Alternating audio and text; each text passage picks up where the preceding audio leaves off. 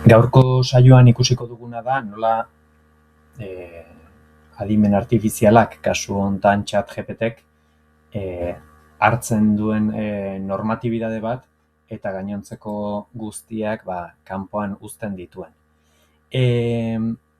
FISE izeneko kongresu interesante baten barruan egina dago, eta gaztelaniaz aurkeztu behar izan du nuen komunikazio formatuan, baina hemen gainetik azalduko dizuet nola zertan datzan.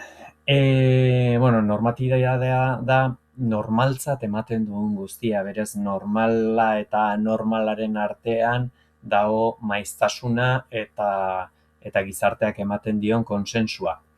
Eta horren barruan badago zentroan hegemonikoa dena ondo ikusia da ona, eta periferikoa askotan zigortzen dena edo kostu bat izaten du periferian egoteak neke bat gutxienez.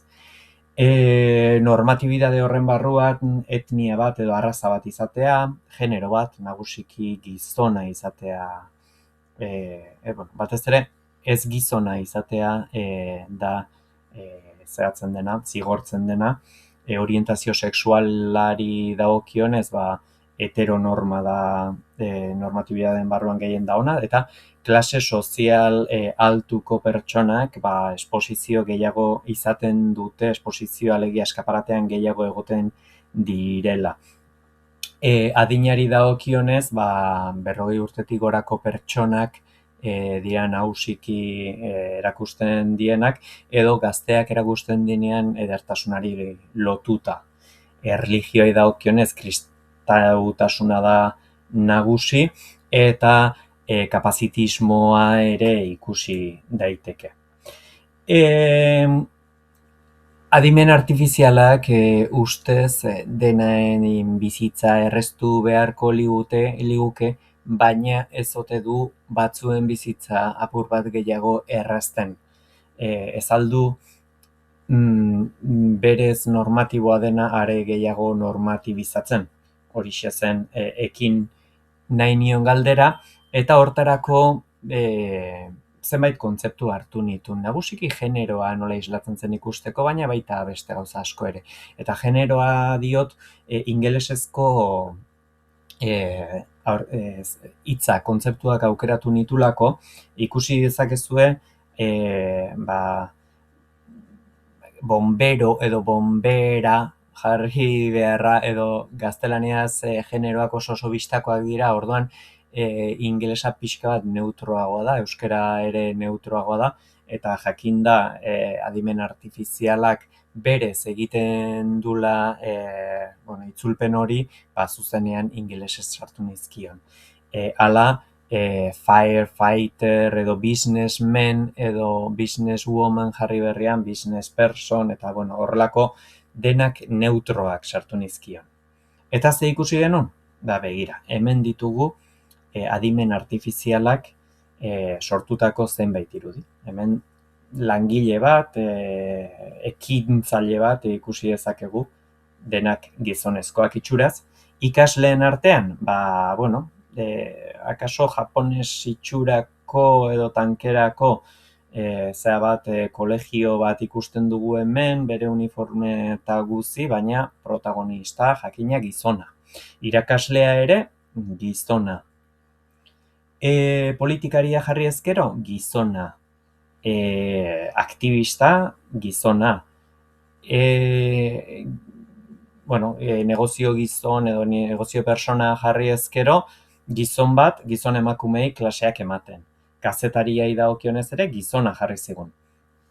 Baita artistak, musikariak edo margolariak aipatuta ere. Abentura zale bat aipatuta, gizonezkoa, eta baita atleta bat eman ezkero. Gizonezkoa da ingurumen lanetan dabilen, lehen planoan dabilena, bai militarra eta bai kooperatiba edo ONG-tan dabilena ere. Ikusiko dugu gizona ez dela hemen errepikatzen den gauza bakarra, baizik adin konkretu bat daukala, eta estetika bat ere bai, denak ederrak dira. normatibotasunean edertasuna izatea, ikusten da garrantzitsutza daukala adimen artifizialak. Jubilatuak jarri ezkero? Jubilatu aberatsak ikusten ditugu dudarik gabe, bizikalidade altua daukaten, gizonak berriz, eta ez bakarrik pertsonak, arkitektura aldetik ere, estatu batutako etxebizitza unifamiliarrak ikusi ditzakegu. Pobrea ere gizonezkoa ageri da, eta paroan dagoen pertsona edo langabezian dagoena ere bai. Emakumeak noiz ageri zaizkigu?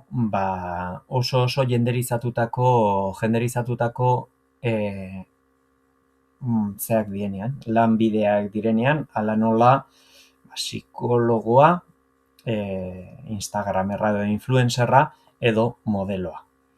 Kapazitismoari dagokionez, espresuki eskatu behar zaio gurpildun aulki bat, edo behintzat paraolimpiadaren aipamen bat egin behar da, nahi baldin badugu gurpildun aulki bat agertzea. Badaude salbuespenak, non ikusi dezakegun aita bat bere semea zaintzen, eta baina ikusi nola gizonak eta gizonak diren nagusi. Hemen langileak jarrita, ikusi dezakegu, aniztasun apur bat gehiago, punjabiak ikusten ditugu, turbante eta guzti, eta emakumeak zer? Horixe, bigarren plano batean. Orduan zer egin behar dugu guk nahi ez badugu erreproduzitu dadin desoreka hau? Guk berariaz orekatuak diren promptak eman berdizkiogu. Eskatzen diogunean generoan beti gizonak emango dizkigun zerbait, emakumeak ere ager daitezela aipatu, aurrak ager daitezela, kapazitismo hori gabeko zerbait. Orduan, pentsatu zazue, ea zein izan daiteken irudi bat egitean zue jarriko zenuten prompta. Txata hortarako dago, eta esan nion ChatGPT-ri behari, ¿cómo puedo hacer que la generación de imágenes de ChatGPT no perpetúe la normatividad de lo hegemónico? Eta orduan, berak zenbait pista eman zizkian, nik berariaz deskribatzea diversidade hori, edo, berari aipatzea. Gertatu daitekena da ordea, esageratuki inklusiboa den irudi bat egitea, eta sinesgarritasuna galtzea. Beraz, horiek gure erronkak.